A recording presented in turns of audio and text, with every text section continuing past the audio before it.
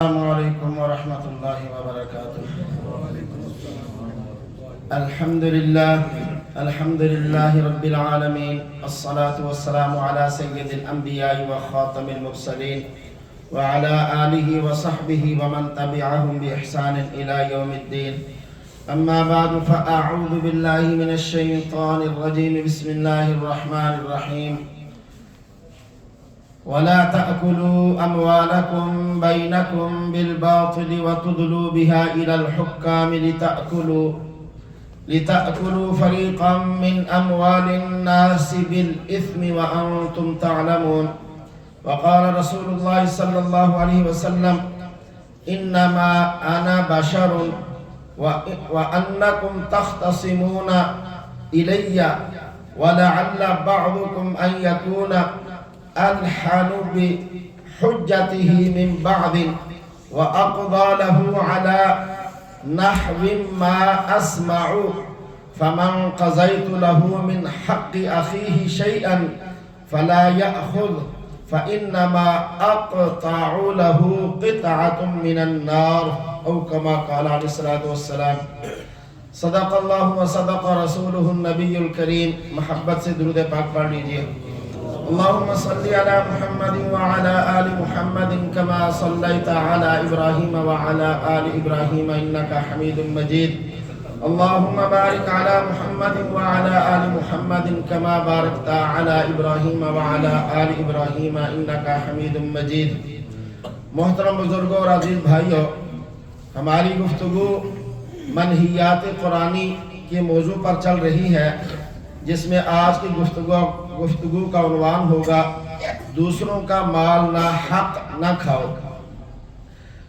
سورہ بقرہ کی آیت نمبر 188 میں نے آپ کے سامنے تلاوت کی اور نبی پاک صلی اللہ علیہ وسلم کی حدیث مبارکہ پڑھی۔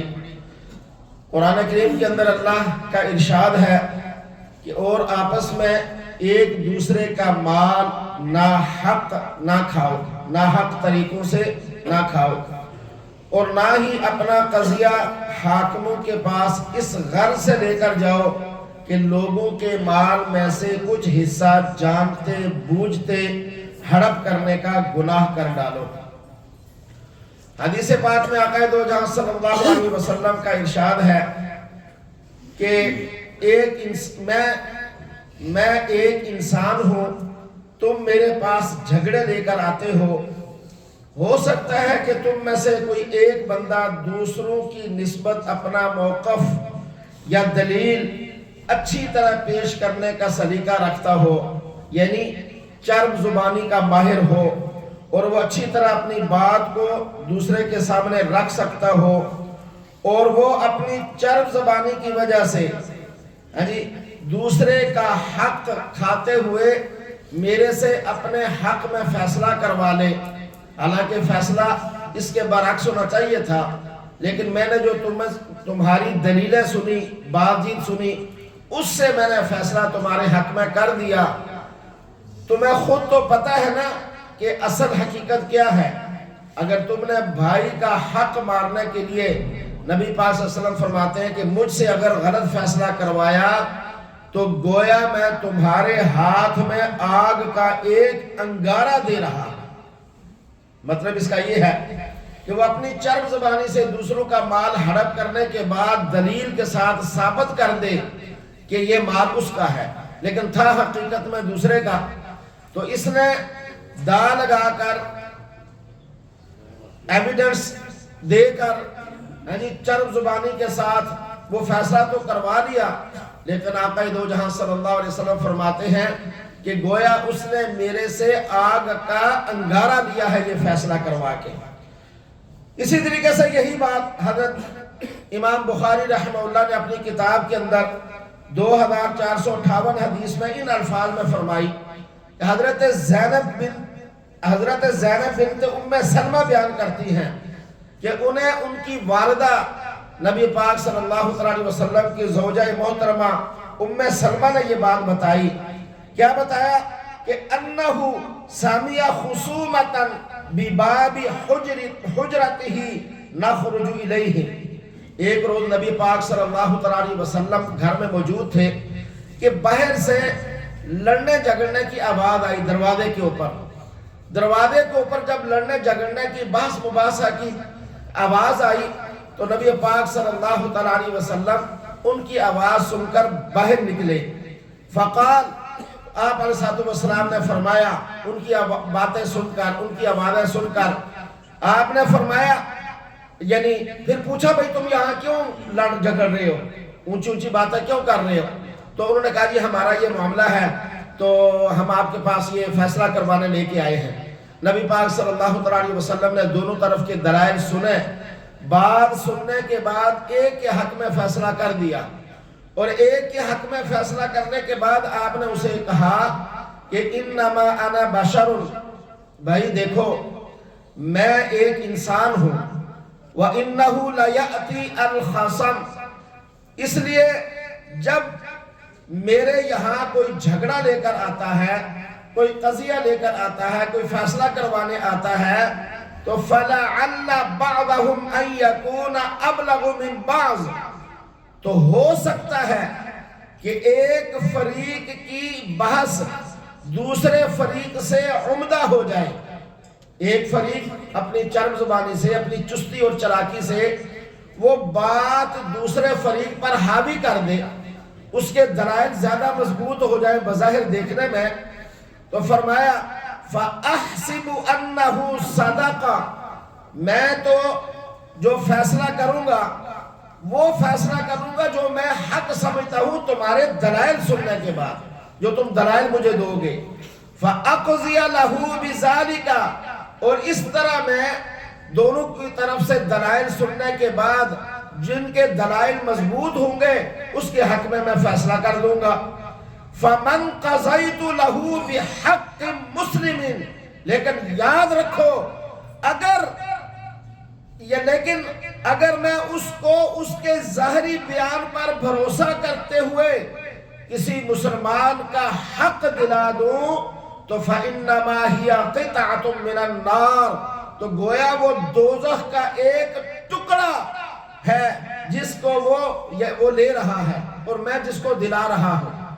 یعنی تم اپنی چرب زبانی سے دوسروں پر دلائل کے اعتبار سے مضبوط ہو جاؤ، حالانکہ حق اس کا تھا اور میں نے تمہارے حق میں فیصلہ کر دیا، تو اگر تم نے غلط فیصلہ کروایا ہوگا تو گویا میں آپ کو یہ آگ کا انگارہ دلا رہا ہوں.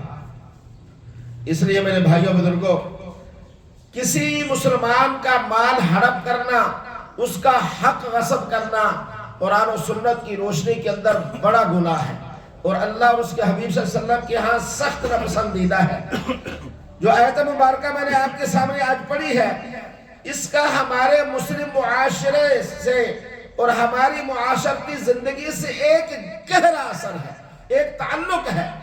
کیونکہ آج ہم کھانے پینے کے لحاظ سے، کمانے کے لحاظ سے بہت آزاد ہو چکے ہیں کہ ہم اس بات کی فکر ہی نہیں کرتے یہ جو مال ہمارے پاس آیا ہے یہ حلال کا ہے یا نہیں ہے، جائز ہے یا نہیں ہے، ہم اسے کھا کر ہمارے اوپر اللہ کی رحمتیں نازل ہوں گی یا اس کا برعکس ہوگا.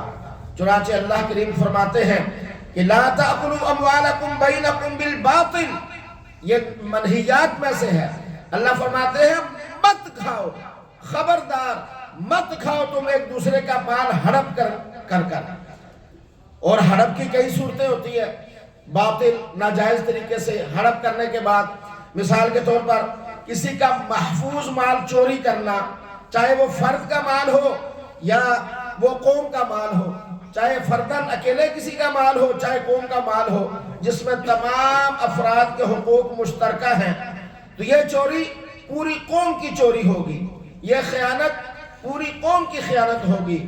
چنانچہ اللہ رب العزت نے قرآن کریم کے اندر دوسرے مقام پر فرمایا یا ایھا الذین آمنوا، اے ایمان والو، لا تخونوا اللہ والرسول، مت خیانت کرو اللہ اور اس کے رسول کے ساتھ. اور فرمایا وَتَخُونُوا أَمَانَاتِكُمْ وَأَنْتُمْ تَعْلَمُونَ، اور جانتے بوجھتے اپنی امانتوں میں خیانت مت کرو.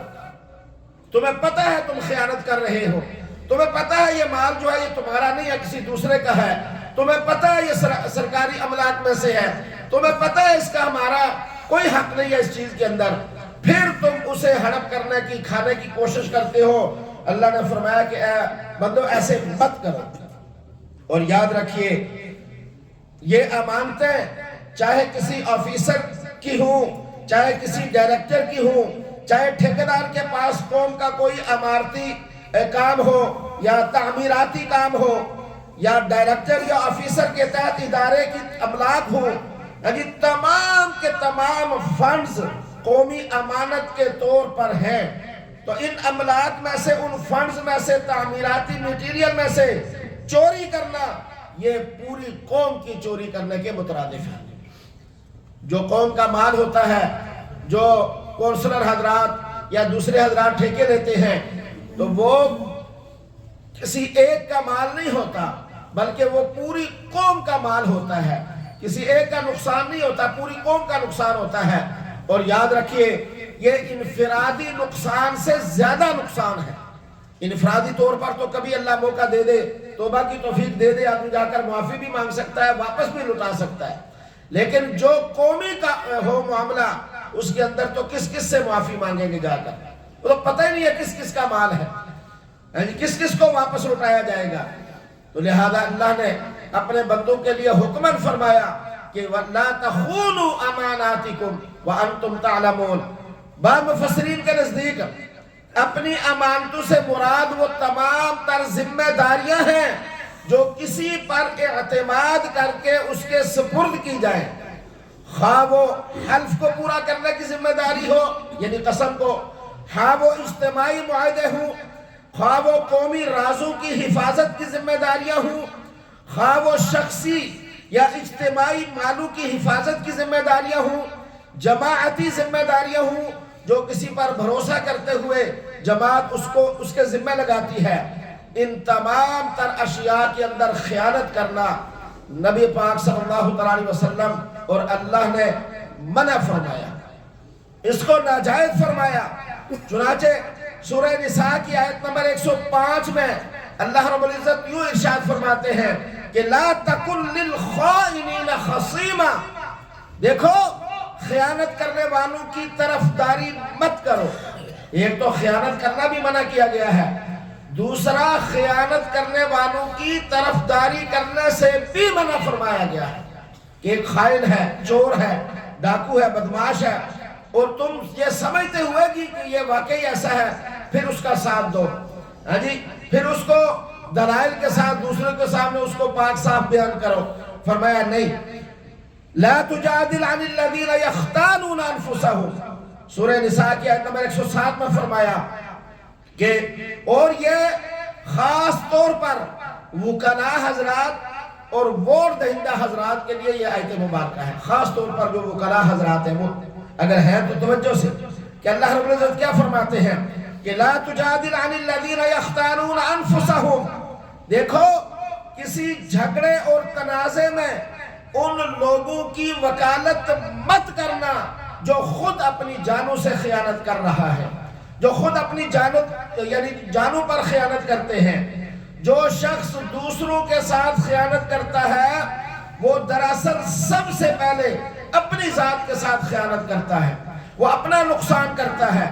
تو اللہ فرماتے ہیں ان اللہ لا يحب من کان خوانا اثیما. بے شک اللہ تبارک و تعالی کسی کرپٹ انسان کو، کسی بدکار انسان کو پسند ہی نہیں فرماتا. ویسے کرپٹ اور بدمعاش لوگوں کو اللہ کے ہاں کوئی اس کی وقعت ہی نہیں ہے، اللہ اسے پسند ہی نہیں کرتا. لہذا ان کی طرفداری کرنا بھی شرعاً جائز اور درست نہیں ہے. فرمایا یستخفون من الناس.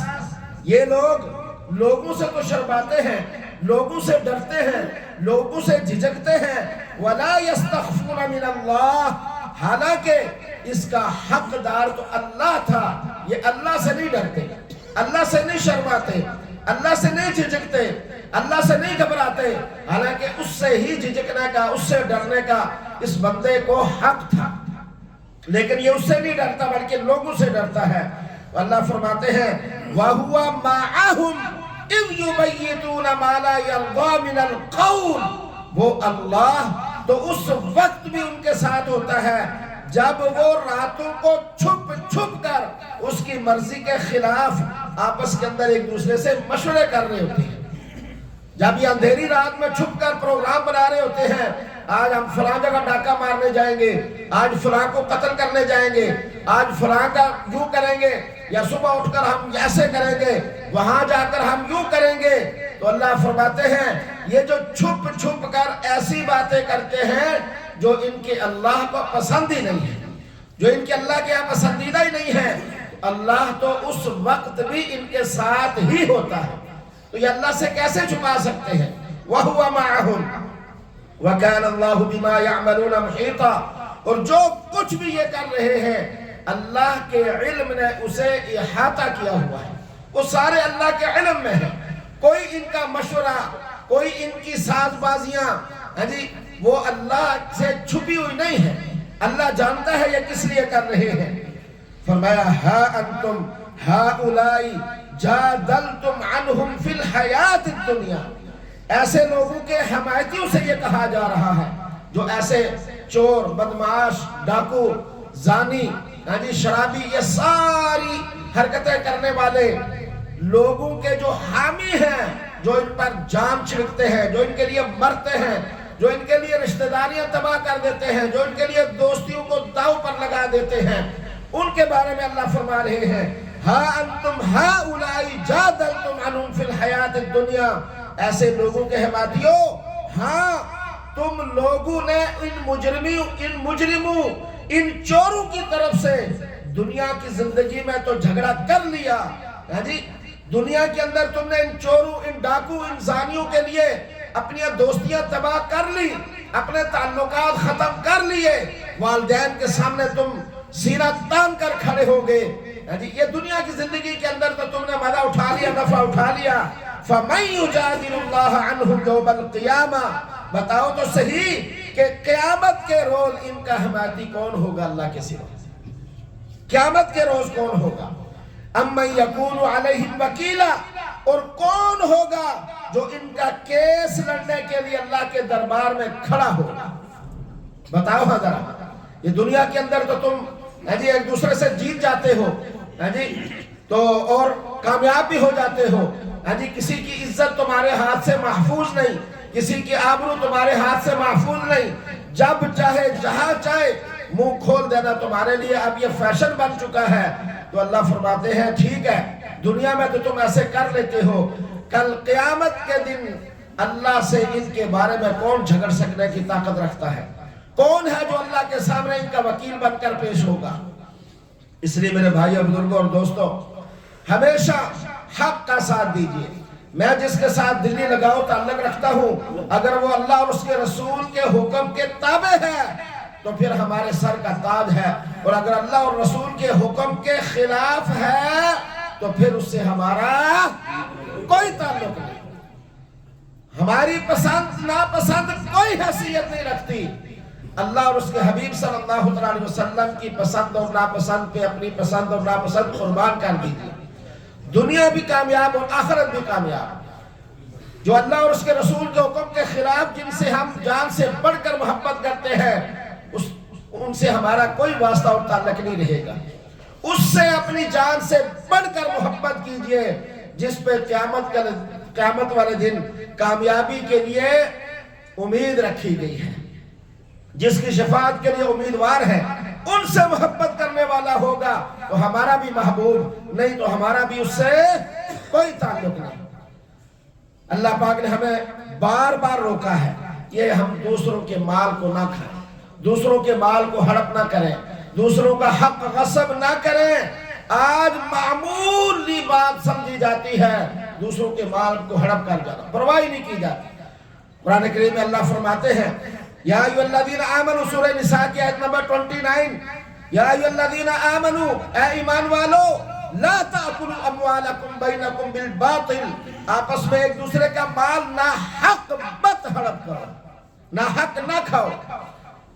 فرمایا الا ان تکون تجارتا عن تراض منکم، ہاں لین دین باہمی رضامندی سے ہونا چاہیے، جہاں یعنی تجارت کے ذریعے سے اور باہمی رضامندی کے ذریعے سے تم ایک دوسرے سے تو لین دین کر سکتے ہو، لیکن نہ حق مال ایک دوسرے کا نہیں کھا سکتے۔ یہاں باطل سے مراد وہ تمام طریقے ہیں جو خلاف حق ہو اور شرعاً اور قانوناً ناجائز ہو، اور آپس کی رضامندی سے آزادانہ رضامندی مراد ہے۔ کسی دباؤ یا پریشر یا دھوکے یا فریب پر مبنی رضامندی یا شریعت سے ہٹ کر رضامندی یہاں مراد نہیں ہے۔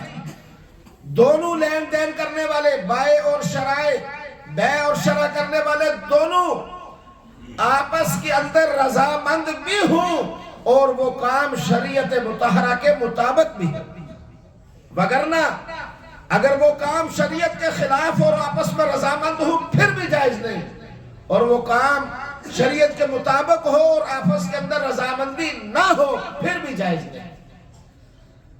میرے بھائیوں، قرآن کریم کے اندر اللہ فرماتے ہیں وَلَا تَقْتُلُوا أَنفُسَكُمْ، اپنے آپ کو قتل نہ کرو، اپنے آپ کو ہلاک و برباد نہ کرو۔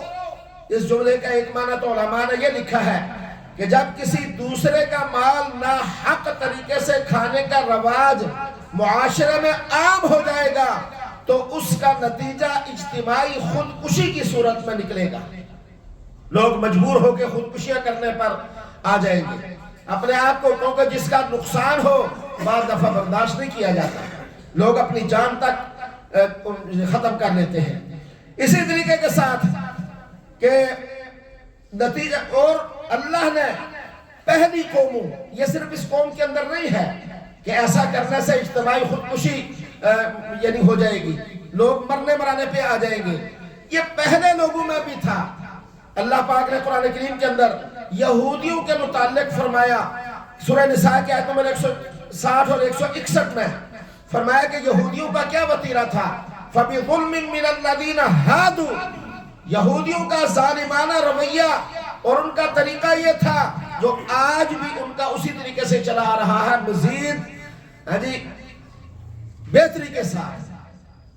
چنانچہ حرمنا علیہم طیبات احلت لہم، ہم نے بہت ساری چیزیں ان پر باوجود حلال ہونے کے حرام کر دی تھی۔ بہت ساری چیزیں یعنی فی نفسی تو حلال تھی، لیکن ہم نے ان کے ظلم کی پاداش میں ان کو سزا دینے کے لیے ان پر وہ حرام کر دی تھی۔ کیوں؟ وَبِصَدِّهِمْ عَنْ سَبِيلِ اللَّهِ كَثِيرًا، کہ وہ لوگوں کو اللہ کے راستے سے کثرت سے روکتے تھے، لوگوں کو مسجد نہیں جانے دیتے تھے، لوگوں کو اللہ کے راستے میں خرچ نہیں کرنے دیتے تھے، لوگوں کو اللہ کے نام پر دوسروں کی خدمت کرنے نہیں دیتے تھے۔ وہ جی چھوٹو چھوٹو کی ضرورت ہے دین دی، ٹھیک ٹھاک ہے، اس کے پاس تو بڑا مال ہوگا، خود تو نہیں خرچنا، دوسروں کو بھی نہیں، لوگوں کو اللہ کے راستے سے روکتے تھے۔ وَأَخْذِهِمُ الرِّبَا وَقَدْ نُهُوا عَنْهُ، اور دوسرا یہ کہ وہ سودی کاروبار کرتے تھے، حالانکہ ان کی شریعت کے اندر بھی سودی کاروبار کرنا حرام اور ناجائز ہے۔ اور آج بھی ایسا ہی ہے، لوگ سود پہ کاروبار کرتے ہیں، بلکہ مسلمان بھی بہت سارے سودی پیسے دیتے ہیں، سودی لین دین کرتے ہیں، جی پتہ نہیں کیا حال بنے گا ان کا، حالانکہ ان کی شریعت کے اندر بھی سود حرام تھا۔ وَأَكْلِهِمْ أَمْوَالَ النَّاسِ بِالْبَاطِلِ، پہلا کام یہ کرتے تھے لوگوں کو اللہ کی عبادت کے لیے روکتے، دوسرا کام سود کھاتے، حالانکہ ان کو منع کیا گیا تھا سود نہ کھاؤ، اور تیسرا وَأَكْلِهِمْ أَمْوَالَ النَّاسِ بِالْبَاطِلِ، لوگوں کے مال باطل اور ناحق طریقے سے ہڑپ کر جاتے تھے، کھا جاتے تھے۔ دوسروں کا مال ناحق کھانے کے اندر دغا بازی بھی شامل ہے، کہ کوئی مال کسی کو دھوکہ دے کر بیچے، دغا بازی کے ساتھ ہو کوئی، اور اس کے فضائل بیان کر کے کوئی ہو لاہور کا بنا ہوا کراچی کا بتائیں، ہو کراچی کا بنا ہوا اور لندن اور کوریا اور فلاں جگہ کا بتائیں، دغا بازی کے ساتھ، دھوکے کے ساتھ مال، یہ بھی ناحق مال دوسرے کا کھانا ہے۔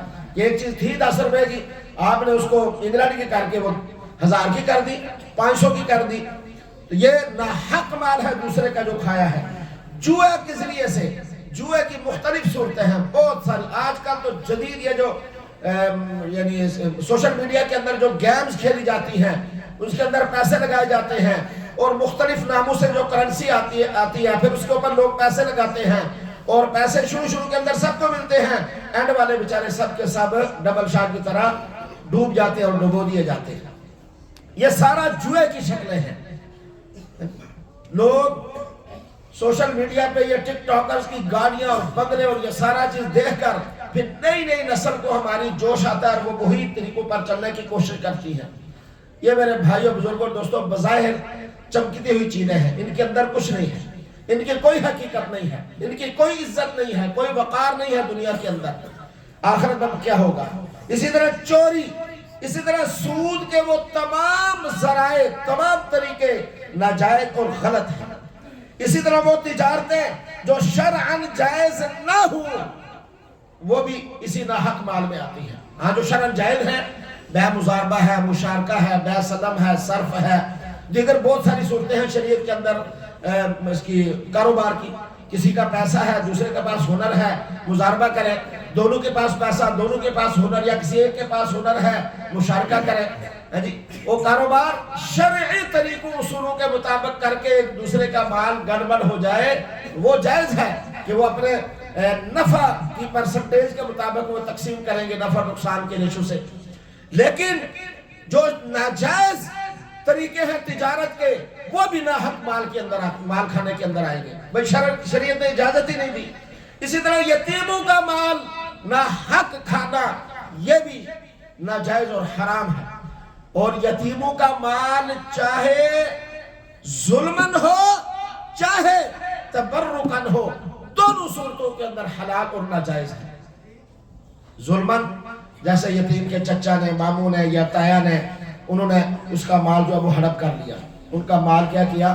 وہ ان کی جو دینی تھی ان کو وراثت، وہ ان کو نہ دی، یا اچھی خود لے لی اور ناکارہ ان کو دے دی، یا کچھ ان کو دی کچھ رکھ لی، یا ان کے حصے میں کوئی بھی رکھ لیا. اور ایک بات یاد رکھیے، والد کے فوت ہونے کے بعد سب سے جلدی تجہیز و تکفین اور اسی طرح وصیت اور قرض اتارنے کے بعد جو سب سے پہلا کام کرنا ہوتا ہے وہ وراثت کی تقسیم ہوتی ہے. اور اس سے پہلے یتیموں کے مال میں سے اللہ کے راستے میں صدقہ اور خیرات میت کی طرف سے کرنا، یہ تبرکن وہ کھانا ہے جو کھانے والوں کے لیے حرام اور ناجائز ہے. یتیم چھوٹے ہو تو ان کی جو اجازت معتبر ہی نہیں ہے، اور اگر وہ بڑے ہوتے ہیں تو دلی اجازت کا اعتبار ہوتا ہے. کیا پتا کوئی اجازت دیتا ہے نہیں دیتا. ہاں تقسیم کرنے کے بعد پھر اگر کوئی بیٹی بیٹا چاہے وہ جتنے مرضی خیرات کرے. لوگ مرنے کے بعد پہلے والدہ کے نام لگا دیتے ہیں، ساری زندگی حرام کھاتے رہتے، ساری زندگی بہنوں کا حصہ بھی سے نہیں نکالا، سارے مال کے اندر حرام داخل ہو گیا. جب تک وہ نہیں نکلے گا وہ حرام ہی رہے گا، چاہے بہن لینا چاہے نہ چاہے، دونوں صورتوں کے اندر اس کو تقسیم کریں گے. سارا سال حج کر کے آنے والے، تہجد گزار ہو، کہاں عبادت کے اندر کس مقام کو چھونے والے، وہ نہیں کرتے تقسیم. والد کے فوت ہونے کے بعد اسی گھر میں رہ رہے ہوتے ہیں، سال رہتے ہیں، نہیں تقسیم کرتے. ماں کا وہی حصہ جو اس کا شریعت نے مقرر کیا ہے، اولاد ہونے نہ ہونے کے اعتبار سے وہ ساری تفصیل ہے.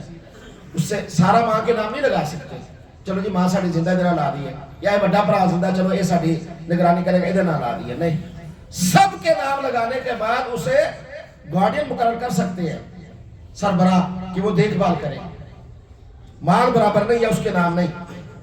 اسی طریقے سے میرے بھائیو بزرگوں اور دوستوں، اللہ کے محبوب صلی اللہ علیہ وسلم نے سختی سے یتیم کا مال کھانے سے منع فرمایا، اور فرمایا جو کھاتے ہیں وہ اپنے پیٹ میں آگ بھر رہے ہیں، آگ بھر رہے ہیں.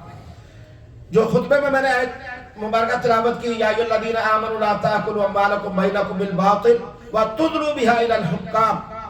اس آیت مبارکہ کے شان نزول میں ایک واقعہ صاحب تفسیر مظہری نے نقل کیا. آپ فرماتے ہیں کہ ایک شخص تھے ربیعہ بن ابن حمدان حضرمی، وہ نبی پاک صلی اللہ علیہ وسلم کے دربار میں حاضر ہوئے اور آ کر عرض کی، یا رسول اللہ صلی اللہ علیہ وسلم، میرے زمین ہے کچھ، وہ امرأ القیس نامی شخص نے ہڑپ کی ہوئی ہے، اس کے خلاف مقدمہ درج کر دیا. کہا کہ میری ملکیت میں زمین ہے جو اس نے غصب کی ہوئی ہے، تو لہذا مجھے زمین دلوا دیجیے. آقا صلی اللہ علیہ وسلم نے فرمایا کہ تمہارے پاس گواہ ہے؟ کہا جی نہیں، میرے پاس گواہ تو نہیں ہے. فرمایا شریعت کا حکم ہے، مدعا علیہ، یعنی جو مدعا ہوگا، البینۃ للمدعی والیمین علی من انکر، جو کسی پر دعویٰ کرے گا اس کے ذمہ گواہ پیش کرنا ہے. وہ گواہ پیش کرے کہ یہ اس پر میں نے دعویٰ کیا میں سچا ہوں. اگر اس کے پاس گواہ نہیں ہے تو جس پر دعویٰ کیا گیا ہے اس کے ذمہ قسم ہے. وہ قسم اٹھا لے تو وہ بری ہے، نہیں اٹھائے تو ذمہ دار ہے.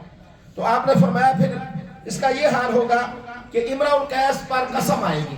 آپ کے پاس گواہ ہے، ٹھیک ہے، نہیں ہے تو پھر امرؤ القیس قسم کھائے کہ وہ زمین وہ اس کی ہے. چنانچہ جب امرؤ القیس کو بتایا گیا تو انہوں نے کہا جی ٹھیک ہے میں قسم کھانے کے لیے تیار ہوں. اس صورتحال کو دیکھ کر نبی پاک صلی اللہ علیہ وسلم نے ارشاد فرمایا. اب یہ تو انہی کو پتا تھا کون صحیح ہے کون غلط ہے، لیکن آقا صلی اللہ علیہ وسلم نے شریعت کے مطابق بتایا اور پھر اس پر آپ نے فرمایا کہ دیکھو جھوٹی قسم اس غرض سے مت کھانا کہ اس مدعی کا مال نہ حق تم کھا جاؤ. کیوں کہ اگر تم اس کا مال نہ حق کھاؤ گے تو جب اللہ سے ملاقات ہوگی تو اللہ تبارک و تعالیٰ تم پر غضب نازل فرمائیں گے. اللہ غصے ہوں گے. کیوں کہ نبی پاک صلی اللہ علیہ وسلم کا فرمان ہے کہ کسی کا ناحق مال یعنی کسی کی دلی اجازت کے بغیر اس کا مال کھانا جائز اور درست نہیں ہے. لوگ یہاں سے باہر نکلتے ہیں یا باہر سے آتے ہیں اپنے بوٹ سائڈ پہ کر کے تو جوتی پہن کے واش روم میں چلے جاتے ہیں. یہ حرام ہے. کسی کی جوتی پہننا حرام اور ناجائز ہے. یہ اپنا بوٹ پہن کر واش روم میں جاؤ یا اپنی ساتھ جوتی لے کر آؤ. معمولی بات ہے. یہ آپ نے اسے اجازت دی، اس کی اجازت کے بغیر نہیں استعمال کر سکتے. کسی کی اجازت کے بغیر اس کی دلی رضامندی، صرف اجازت نہیں کافی، منہ سے دل سے رضامندی ضروری ہے چیز استعمال کرنے کے لیے. میں تو بتاتا رہتا ہوں آج بھی نہیں لوگ چھوڑتے. تھوڑی سی سردی ہوتی ہے لالے کے پاس جاتے ہیں وہ جلیبیاں لینے، ہاں جی سموسے لینے. اس سموسے آپ وہ سیانے ہو گئے تھوڑے سے اندر کر کے رکھ دیے، نہیں تو کوئی کان توڑ کے کھا جاتا ہے، کوئی نک توڑ کے کھا جاتا ہے. 2 کلو جلیبی لینی ہوتی ہیں تو جب تک وہ توڑ کے حرام نہیں کھائے گا دل کو مزہ ہی نہیں آئے گا. انگور لینے کے لیے جاتے ہیں 5-6 ایسے ہی توڑ کے کھا رہے ہوتے ہیں. کھجوریں لینے کے لیے جاتے ہیں. سعودیہ میں لوگ حج عمرے پہ جا رہے ہوتے ہیں، کوئی اتھو پھڑ کے کھا کے پھر اگلے تو پھڑ کے کھایا، پھر اگلے تو پھڑ کے کھایا، پھر اگلے تو پھڑ کے کھایا، رج کے ٹھیک ہو گیا. وہ لوگ بھی پیچھے پڑ جاتے ہیں لیکن ہم نے احتیاط کرنی ہے. میرے ساتھ ادھر کے مجھے دوست مل کے وہاں اچانک تو وہ ایک آدمی زبردستی میں نے کہا جی ہم نے نہیں جانا، آپ نے وہاں جا کر وہ کھجور ہے پھر فضار پر چل کرتے ہم نے لینی نہیں، ہم نے لینی فلاں جگہ سے ہے. نہیں آؤ ضرور کھینچ کے لے گئے. ساتھ والا کہنا یار کھجورا نہ کھا آوانگے. ایسے کرنے کے لیے بھی جاتے ہیں لوگ. میں نے الحمدللہ ایک بھی نہیں کھائی. اور یہ ویسے چیز یہ نہیں کہ کہیں بھی آپ چلے جائیں کہیں بھی وہ چیک کرو کہ نہیں ضرورت بس آپ ڈال دیں توڑ کے آپ چیک کر لیں، اگر صحیح ہوتا ہے ٹھیک ہے تو بھائی اس کے پیسے کاٹ لیں باقی مجھے واپس دے دیں. سمجھ ہی نہیں ہے لوگوں کو، پتہ ہی نہیں ہے یہ پیٹ کی معمولی سی آگ کے لیے وہ کتنا بڑا اپنا نقصان کر رہے ہیں، کتنا بڑا نقصان آخرت کا، اور اس سے فرق بھی نہیں پڑتا. اس لیے کسی بھی چیز بغیر اس کی دلی رضامندی کے اٹھا کر کھانا جائز نہیں ہے. اور رضامندی کا آپ کو نہیں پتا جی اب ایک چیز خدانی ہے وہ 400 روپے کلو ہے، کلو پہ کتنی چڑھے گی؟ 10 12 15 چڑھ جائے گی. وہ ایک کتنے کی اس کو پڑی؟ وہ 30 40 روپے کی تو ایک پڑے گی. وہ کیسے دل سے آپ کو 40 روپے کی ایسے ہی دے دے، چاہے تو کھا رہا ہے باقی تو لا رہا ہے؟ دے سکتا ہے؟ آدمی خود سمجھتا ہے کہ یار یہ مہنگی چیز ہے یہ میں اٹھا کر نہ کھاؤں. اس کی کشمش ہے دوسری چیزیں لینے کے لیے جاتے ہیں، جب تک اٹھا کر نہیں کھائیں گے مزہ ہی نہیں ہے زندگی کا. میرے بھائیوں بزرگوں اور دوستوں، اللہ کے حبیب صلی اللہ علیہ وسلم نے فرمایا دیکھو کسی کی رضامندی کے بغیر نہیں کھانا. اور اللہ کے حبیب نے آخری حجۃ الوداع کے موقع پر فرمایا ان اموالکم واعراضکم علیکم حرام. تمہارے اوپر تمہاری عزت ہے ایک دوسرے کے لیے اور تمہارے مال ایک دوسرے کے لیے محترم ہے، ان کا ناجائز استعمال حرام ہے. ایک دوسرے کے مال ایک دوسرے کی عزت ہے، تمہارے ایک دوسرے پر محفوظ ہے. اور جو زمینیں ہڑپ کر جاتے ہیں، پلاٹ لوگوں کے ہڑپ کر جاتے ہیں، کوئی مرلے ہڑپ کر جاتے ہیں، کوئی کیا نام ہے فرنٹ بنانے کے لیے فٹ ہڑپ کر جاتے ہیں. سنو نبی پاک صلی اللہ علیہ وسلم نے فرمایا کہ صحیح بخاری میں پورا باب اس پر قائم ہے جس پر 5 حدیثیں لکھی ہوئی ہیں۔ حضرت سعد بن زید فرماتے ہیں کہ حضور نے فرمایا من ظلم من الارض شیئا طوقہ من 7 ارضین، جس شخص نے ظلم کسی کی زمین کا کچھ حصہ چھین لیا ہو، قیامت کے دن 7 زمینوں کا توق بنا کر اس کے گلے میں ڈالا جائے گا۔ 7 زمینوں کا تویز بنا کر کیسے اٹھائے گا؟ یہ ایسے بات نہیں ہے اولٹ پٹنگ کو قصے کہانیاں، نبی پاک صلی اللہ علیہ وسلم کا فرمان ہے۔ آپ نے فرمایا، حضرت ابو سلمہ رضی اللہ تعالیٰ عنہ روایت کرتے ہیں کہ میرے اور کچھ لوگوں کے درمیان زمین کا جھگڑا چل رہا تھا، میں نے حضرت عائشہ صدیقہ رضی اللہ تعالیٰ عنہ سے اس کا ذکر کیا تو انہوں نے فرمایا کہ اجتنبو، ام سلمہ فرمایا ابا سلمہ اجتنبو للارض، اے ابو سلمہ چھوڑ دے زمین کے معاملے میں، اجتناب کر، جھگڑا مت کر۔ فإن النبی صلی اللہ علیہ وسلم قال، اس لیے کہ نبی پاک صلی اللہ علیہ وسلم نے یوں فرمایا تھا من ظلم قید شبر من الارض، اگر کسی نے ایک بالشت زمین کے برابر بھی کسی کی زمین ہڑپ کی تو طوقہ من 7 ارضین، 7 زمینوں کا توق بنا کر اس کے گلے کے اندر اللہ تبارک و تعالیٰ ڈالیں گے۔ ایک بالشت فٹ لگا لے، 1.5 فٹ لگا لے، ہمارے ہاں معمولی ہے پلاٹ بناتے بناتے اگر 10 پلاٹ ہیں ایک سائڈ پہ تو آخری پلاٹ کم از کم کچھ 10 20 40 فٹ وہ کم ہو جاتا ہے، ہر ایک تھوڑا سا آگے تھوڑا سا آگے تھوڑا سا آگے، اور اس کے ساتھ ساتھ یہ جو عوامی پراپرٹی ہے، عوامی جگہ، ان پر بھی قبضہ شرعاً ناجائز ہے، ان کا کاروبار کھانا پینا سارا مشکوک ہو جاتا ہے۔ زیادہ لمبی بات کروں گا تو پھر یہ لوگوں کے ہیں، یہ جو باہر روڈوں کے کنارے پہ یہ لوگوں کی جگہ ہے، ان کے گزرنے کی جگہ ہے، دکاندار جو اس سے لیتے ہیں ان سے جو دیہاڑی وہ بھی حرام ہے، اور ان کا وہاں کاروبار بھی حرام اور ناجائز ہے، یہ ان کی جگہ ہی نہیں ہے، وہ انہوں نے قبضہ کر کے وہاں کھڑے ہیں، دکاندار قبضہ کروا کر وہاں انہوں نے کھڑا کیا ہوا ہے، ایسا ہی ہے کہ نہیں؟ بتائیں اونچی گزر نہیں سکتا آدمی، یہ لوگوں کی جگہ ہے، جو ذاتی جگہ ہے اس پر کاروبار کر سکتے ہیں، لوگوں کی پراپرٹی پہ نہیں۔ دکانداروں کا ان سے پیسے لینا روزانہ کہ وہ بھی حرام اور ناجائز ہے۔ اسی طریقے سے نبی پاک صلی اللہ علیہ وسلم حضرت سالم بیان کرتے ہیں کہ نبی پاک صلی اللہ علیہ وسلم فرمایا کرتے تھے من اخذ من الارض شیئا بغیر حقہ، جو شخص کسی کی تھوڑی سی زمین بھی نہ حق کھائے گا اسے قیامت کے دن 7 زمینوں میں دھنسا دیا جائے گا، دھنسا دیا جائے گا اسے۔ اور یاد رکھو عدالت کے ذریعے سے جعلی رجسٹریاں اور انتقال اور دیگر چیزیں پیش کر کے جعلی کاغذات بنا کر کسی بیوہ، کسی یتیم، کسی دوسرے کی زمین کو ناحق ہڑپ کرنا، یہ سخت گناہ اور آخرت میں تباہی کا سبب ہے۔ اللہ فرماتے ہیں ان تتقوا اللہ یجعل لکم فرقانا، اگر تم اللہ کا خوف رکھتے ہو وہ اللہ تمہارے اندر ایک فرقان پیدا کر دیتا ہے، جسے ضمیر کی آواز کہتے ہیں، جو کہتا ہے کہ یہ تمہارا حق نہیں، اللہ کے بندیاں نہ اسے ہڑپ کر۔